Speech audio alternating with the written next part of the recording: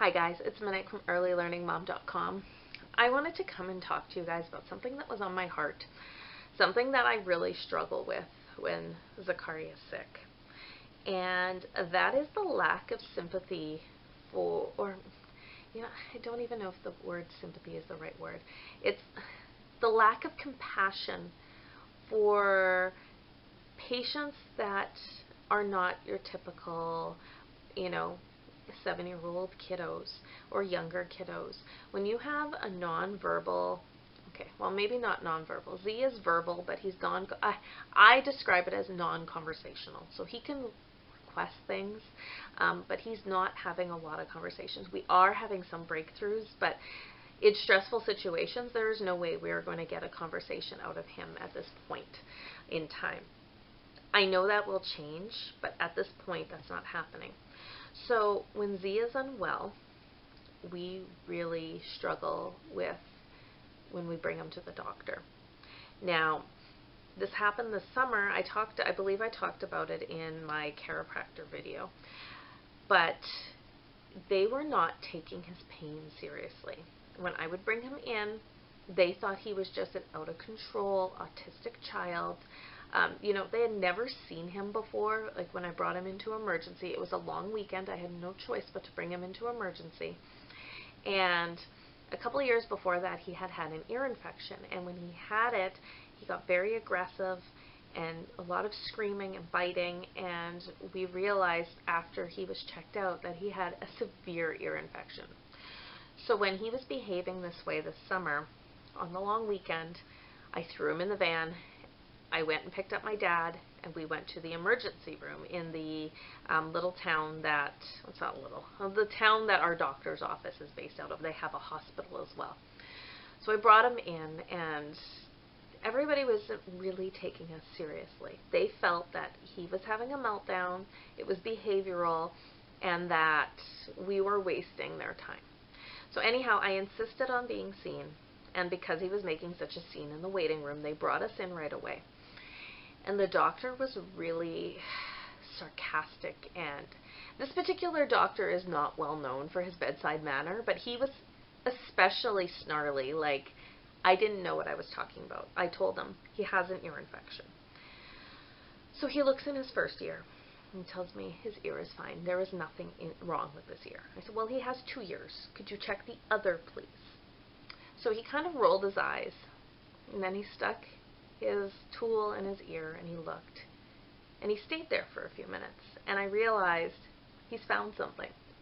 So he tells me, yeah, he has a bit of an ear infection, so we'll write him a prescription. And now he's like not really looking at me, and he's just writing the prescription really quickly. Gives it to me, and we later found out that the prescription he wrote was a very strong antibiotic prescription because he had a very bad ear infection. He wouldn't tell me how severe the ear infection was, but based on the medication and speaking to his actual doctor, it was pretty bad. So then we did the antibiotics, but we still couldn't get him off the Advil. And he was just in so much pain. And so he was having residual pain from the ear infection.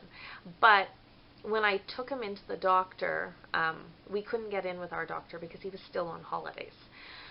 So we saw a young doctor at the clinic, and he was very scared of Zakari. And when Zakari senses that he doesn't have to do something because if he just screams enough and people will back off, he's just going to scream and try to get away with it. So the doctor did not look in his ear properly. And he was out. He did not look. Said his ears were fine. I wasn't comfortable with that. I took him back to emergency. And then the emergency room doctor sent us back to a different doctor in the clinic, but when that doctor had spoken to the first doctor we had seen, he refused to see us because he felt that the first doctor, if he found something, they all have their backs, right? If he found something, he would have to tell me, and that would undermine the first doctor. So I took him back to emergency, and I said I wasn't leaving until he was seen. And now I am officially labeled as that crazy mom. But I'm not crazy, and I'm not leaving with my child in pain. And so they were like, stop giving your child Advil, you're just drugging him for nothing. And this time I had my mom with me, and my mom piped up, and she's like, Monique doesn't give her kids medication unless it's absolutely necessary. And even sometimes my mom feels like I'll let a fever ride. I'll ride a fever until it hits a certain point, because I know the fever is the body's response to fighting a virus or a bacteria or whatever. Whereas she was quick to, when we were kids, was quick to give us Advil, get rid of that fever. She was uncomfortable with fevers. So she was saying that, and so they checked his ears and they said, they're dull, but they're fine. They're not infected.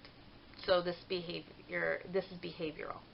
I said, well, that's funny, because when I give him Advil, the behavior stops. So that tells me it's pain.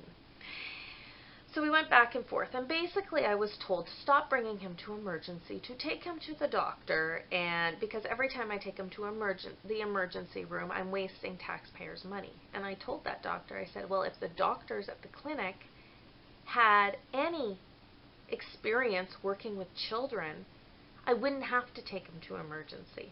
And the first time I took him to emergency was on holiday, a holiday Monday. There was no clinics open. I had no choice. And so now we deal with this, and it gives me a lot of anxiety to bring my child to the doctor. We landed up, like I said in my chiropractor video, we landed up treating him with a chiropractor to get rid of the pain. And that wasn't, you know, people look at me and they're like, oh, well, why don't you use just like, go to the doctor, listen to what the doctor says. The doctors have nothing to offer us. Nothing. They wanted me to pull my child off painkillers, even though he was in excruciating pain, and they had no alternatives for me. And so now I'm sitting here, and Z has had another ear infection. Luckily, we caught it early. We took him to a clinic in the city. We met a great doctor. He prescribed him antibiotics right away, and we had no real pain issues during that time. We had a lot of fever and stuff going on, but the pain has started again, and I think it's just from the damage to his ears. And so now I have to try to fight and get my child seen by an ears, nose, and throat specialist. And it's unbelievable when you're a special needs parent. And I know if there's any special needs parents out there watching, how much you have to fight for your child. You have to be your child's voice. They figure because your child doesn't have a voice, they can just tag everything as autism and can say, oh, well, that's just autism. And not everything is autism. These kids have nerve endings. They have pain. They get infections. They get tummy aches. And just because they have a diagnosis does not mean that they don't deserve proper medical treatment. And it's extremely frustrating to me as a mother to fear bringing my kid into the doctor because they're going to downplay my child's illnesses. They're going to just blame his pain on behavior. Just say, that's not pain, that's behavior. Without ever having met my child. Without seeing him when he's healthy and happy and sweet as honey. I mean, this kid's sassy, but he is, you know, people that really take the time to get to know Z know what a sweet child he is and how funny he is and how smart he is. And to have these doctors just play it down and say, that's just autism. No, it's not. And it's so difficult. And then you're meant to feel like you're crazy because you look for alternative ways. Like the chiropractor has been life-saving for my son. It got him through his first bout of terrible, terrible after ear pains, like after the infection, and got him through that. You know, his natural path got him through a lot of, you know, tummy issues. Doman International, they've told me, oh, don't waste your money with the Glenn Doman method. It's a scam. It's just snake oil. That's why my son can read. That's why he's learning math. That's why he is becoming healthier. That's why he's not side-eyeing anymore. I mean, we're having a little bit of that coming back because of the ear infection, a little regression, but that's why his language has improved so much. That's why when we started at Doman International and he was hurting himself and hurting others, now suddenly he's not doing that because we're running the programs. I'm sorry. These alternative programs have offered us more than the medical community has ever. And so until they can offer us something else, it's very, very, very frustrating to be told, oh, why are you taking your child to the chiropractor? Because it's helping him not be in pain. And it's at the point now that when we go to the doctor, I just say, oh, we've been taking him since we got into a car accident. I don't mention that the car accident happened when he was 18 months old, and he's now 7. But that's okay. That's fine. Then they're okay with it. But just for regular adjustments, that doesn't make sense to them. So anyhow, this video is a bit of a rant. But talk to me down in the comments below. Have you ever had your child's medical needs downplayed by a medical professional? And I'm not bad-mouthing all medical professionals. There are some amazing, like the doctor that we saw last week for Zakari's ear infection. This doctor was amazing. I took his name down, and that is where we're going to go when we're not able to get into it with our regular doctor. And, the doctors that work with Doman International, they're medical doctors, physicians. They're amazing. They just have an open mind to this stuff. And they understand that they don't have all the answers. Like, the medical community does not have all the answers for our children. And well, that's okay that they're still looking. It's not okay to write off and that, a child with autism can't have an ear infection, or a child with autism can't have strep throat. Like, they can't have these ailments. And because it's difficult to look at them, that it's just best we don't.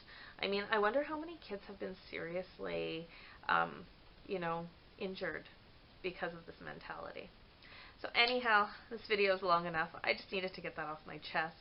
And I appreciate if you guys made it to the end of this almost 13-minute video. I appreciate you guys.